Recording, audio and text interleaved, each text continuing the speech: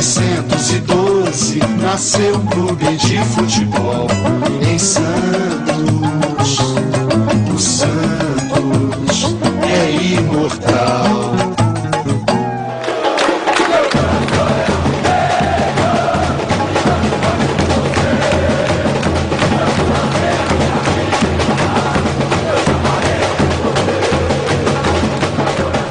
Boa noite. 2012 marcará o centenário do Santos Futebol Clube. Nunca houve um time de futebol no mundo como o Santos dos anos 60. Mas o Santos insiste em se renovar, insiste em apresentar a cada período garotos, meninos, fenômenos que fazem com que o time do Santos seja cada vez mais conhecido no exterior. E é o time brasileiro mais conhecido lá fora. E hoje nós teremos uma alegria muito grande de contar essa história de 100 anos do Santos ao lado do Chico Lang, com figuras maravilhosas da história do Santos, inclusive o garoto do momento, um dos principais jogadores do futebol do mundo na atualidade, o menino Neymar. Boa noite, Neymar. Boa noite. Bom te receber aqui. Vamos voltar no tempo e conversar com o Pita. Tudo bem, Pita? Tudo bem, boa noite. Legal falar com você. Presidente Luiz Álvaro, alegria vê-lo com a sua história, com a sua sorte fabulosa. Bom vê-lo aqui. Robert, duas passagens históricas pelo Santos, passando por um grupo importante do Santos também de ganhadores. E o historiador Odir Cunha, que sabe tudo da história do Santos, conta fatos curiosos, histórias maravilhosas através de livros que ele já contou pra gente. Agora, não dá pra gente começar um programa desse porte sem relembrar a maravilhosa história do Santos nos anos 60. Nada pode ser comparado com o que foi aquele Santos. E o arquivo da TV Gazeta é um dos mais ricos em depoimentos, em fatos, em entrevistas envolvendo os jogadores do Santos Futebol Clube e daquela história dos anos 60. A partir de agora vamos relembrar um pouquinho da grandeza do Santos, do maior time que o mundo já conheceu. Vamos lá. Ah, meu Santos querido! Alô, nação alvinegra! A hora é essa, hein? Explode ao sabão! Dá-lhe, fecha!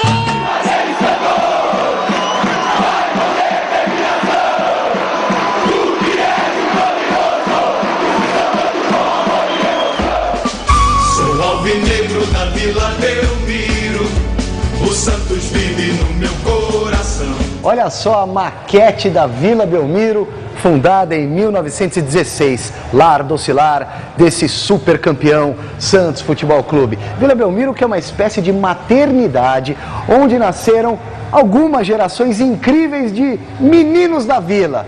Mas o Santos passou a ser gente grande para valer, respeitado, admirado e temido quando resolveu sair de casa para conquistar o Brasil e o mundo. A gente ia jogar no torneio de Paris e ganhamos o torneio de Paris 2 ou 3 vezes, e os franceses, eles tinham uma adoração tão grande pelo meu pé esquerdo, que quando tinha falta contra o Santos Futebol Clube, o estádio inteiro gritava PP, PP, para mim bater as faltas também contra o Santos. O Mesa Redonda teve o privilégio de reunir pela primeira vez, 40 anos depois, o ataque do século.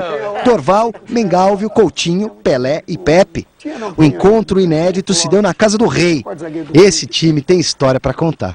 O que é verdade e o que é lenda? Esse negócio da guerra aconteceu. Não, é verdade. Parou a guerra. Parou a guerra na África, porque era dois países, duas ilhas diferentes, mas, se não me engano, agora mudou um pouco, né? É, mudaram os nomes. Porque era Libreville, Brazzaville, é o Congo, né? Então eles falaram, não, vai ter que jogar nas duas ilhas. Mas como vão jogar? Estão guerreando. Não, porque se não jogar, ninguém sai. Se não jogar dos dois lados, ninguém sai não daqui. tinha acordo, porque tinha que jogar lá. Jogar num lugar, jogar no outro. E foi tudo bem. Aí, graças a Deus, Só pararam que não podia falar que o Pepe estava metendo uma bomba, né? Porque senão o Pepe vem com uma bomba aí. Esses heróis do Santos e do futebol brasileiro, bem que poderiam escrever a Bíblia da bola, dentro e fora de campo, são passagens e capítulos que precisam ser contados. Embaixo dessas arquibancadas aqui da Vila Belmiro, eu morei por 2 anos aqui. E era muito quente na época de verão, Então os jogadores, a gente de noite, né, com muito calor, a gente trazia um colchão para colocar aqui em cima da arquibancada para poder dormir. A gente dormia aqui, ó, no ar livre. Que bom, hein? Fresquinho, ó. 7-6 com o Palmeiras, e nós estávamos ganhando de 5-2, o Palmeiras fez 6-5 e eu fiz 2 gols no final, ganhamos de 7-6. Nessa noite eu marquei 3 gols. O Santos tinha 4, 5 táxis que nos levavam e nos traziam para a Vila Belmiro. Então fomos, viemos do Pacaembu, aí desci ali na Praça dos Andradas, quase 3 horas da manhã, o jogo foi à noite. Desci ali na Praça dos Andradas para pegar o ônibus para São Vicente. Aí entrei na fila do ônibus, aquele pessoal ia trabalhar, eu estava vindo do trabalho. Não acreditou? Incrível. Aí eu sentei no último banco, tinha um lugarzinho, e vinha um cara meio mamado do meu lado, né? O cara já estava meio dormindo. Aí ele falou, você não é o Pepe, não? Eu digo, sou. Porra, mas vocês não jogaram com o Palmeiras ontem à noite, essa noite agora? Eu digo, jogamos. E quanto foi? Eu digo, ganhamos 7-6. Ele falou, porra, Pepe, tô falando sério. Ele não acreditou na contagem. De Araquém Patusca a Neymar. Tabelando com Pelé e companhia, o peixe de tempos em tempos se renova, nos renova, renova o futebol, que antes de ser um grande negócio, competição e entretenimento, é acima de tudo arte e gratidão. Eu tenho uma vida, um sentimento muito forte ligado ao Santos, à cidade de Santos, né? E ao Santos Futebol Clube, que é a minha vida, né? Hoje faz parte. Eu tenho minha família, minha esposa, minhas filhas, meu neto, mas o Santos está ligado em tudo isso que me representa e o que eu conquistei na vida como ser humano. Grandes companheiros do passado, tem muitas saudades. Alguns deles já não estão mais conosco, mas todos brilharam, fazem parte da história do Santos. Sua bandeira numa fera história de um passado e um presente só de glórias. Nascer, viver e no Santos morrer é um orgulho que nem todos falam.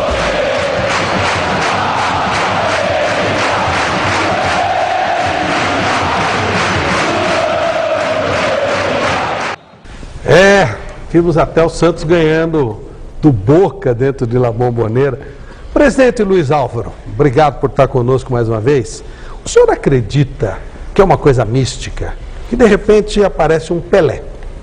Aí dali a um tempo aparece o Robinho sem fazer comparação de nada. Depois aparece um Neymar. Essa coisa de meninos da vila, e antes um Juari.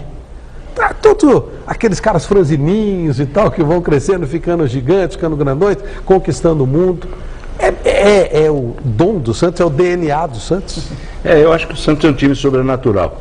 Ouso dizer que talvez seja o único clube metafísico do planeta.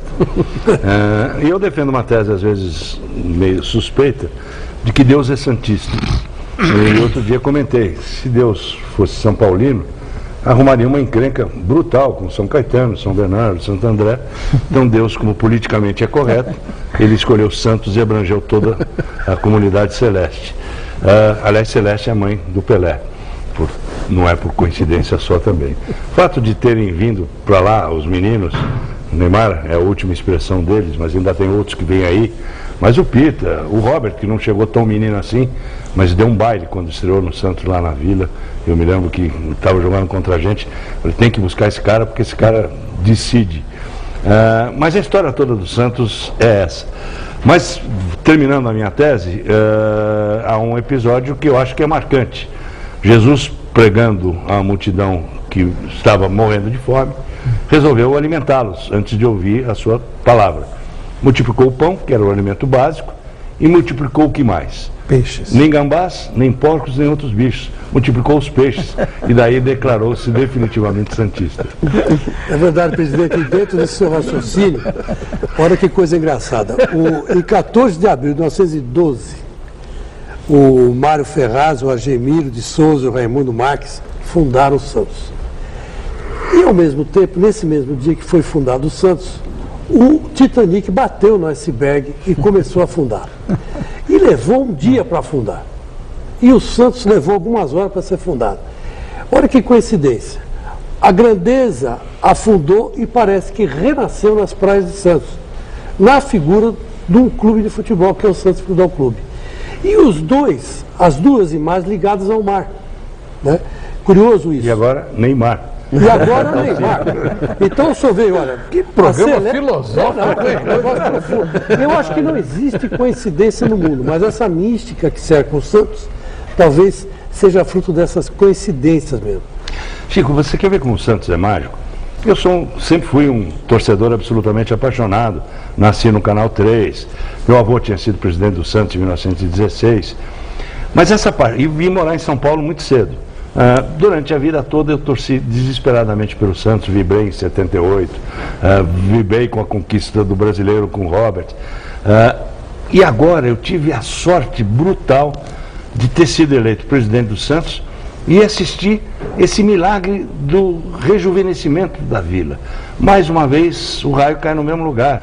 Quando que eu podia sonhar que isso poderia acontecer durante o meu mandato? Então essas coisas mexem comigo. Provavelmente o dia mais feliz da minha vida foi aquela noite de junho, meio friorenta, no Pacaembu, quando a gente conquistou de novo a Libertadores. Eu me lembro que eu entrei no gramado, tive a honra de comemorar o segundo gol do Danilo, do lado do Pelé, e nos abraçamos e choramos um no ombro do outro. E na hora que eu entrei no gramado e fui cumprimentar esses meninos, o meu coração explodia, aquela vibração no rosto de todo mundo, aquela energia pelo ar, é um negócio que faz valer a pena viver. Ô Di, o Chico lembrava que o Titanic afundou no dia que o Santos foi fundado. A pergunta que eu vou te fazer é complexa. Você é tão pesquisador, você é um jornalista que a gente respeita tanto que talvez você tenha alguma informação sobre isso. Naquela época as informações demoravam a chegar. O pessoal do Santos chegou a saber que naquele dia estava afundando um navio? Você tem essa informação? Olha, Flávio, naquele dia provavelmente não. Né? Provavelmente só no dia seguinte, porque foi à noite para nós. O Santos foi fundado no domingo às 14 horas. E o naufrágio do Titanic, ele se concretizou só à noite. Então foi muitas horas depois, né? Então, provavelmente só no dia seguinte. Agora, se eu puder, eu queria só falar um pouquinho mais sobre o dia de fundação do Santos e essa história dos meninos. Sabe que nesse dia, quem assinou primeiro a ata de fundação do Santos era um menino de 18 anos, chamado Adolfo Milon Júnior. 2 anos depois, esse Adolfo Milon era titular da seleção brasileira na ponta direita, ganhou a Copa Roca, que é o primeiro título da seleção brasileira, e foi titular no Sul-Americano de 19, a primeira grande conquista da seleção brasileira. E entre os fundadores, o 11º a assinar a lista era o Arnaldo Silveira, que foi titular da ponta esquerda da seleção brasileira e capitão dessa mesma seleção. Então veja bem, a história dos meninos já nasce no dia que o Santos foi fundado. Entre aqueles fundadores já havia 2 meninos que depois foram titulares e foram ídolos da seleção brasileira.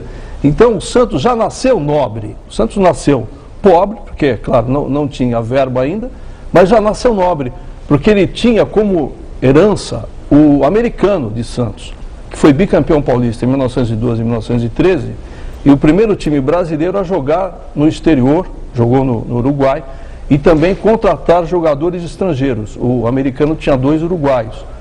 Por ter essa herança, o Santos foi convidado para participar do Campeonato Paulista de 1913. Ele não teve de passar por nenhuma seleção, enquanto outros clubes, como o clube do Chico Lang, o Corinthians, teve de passar por uma seleção com outras 2 equipes de várzea para conseguir a vaga no Campeonato Paulista de 1913, mas o Santos não. O Santos foi convidado por ter esse grande americano como a sua herança.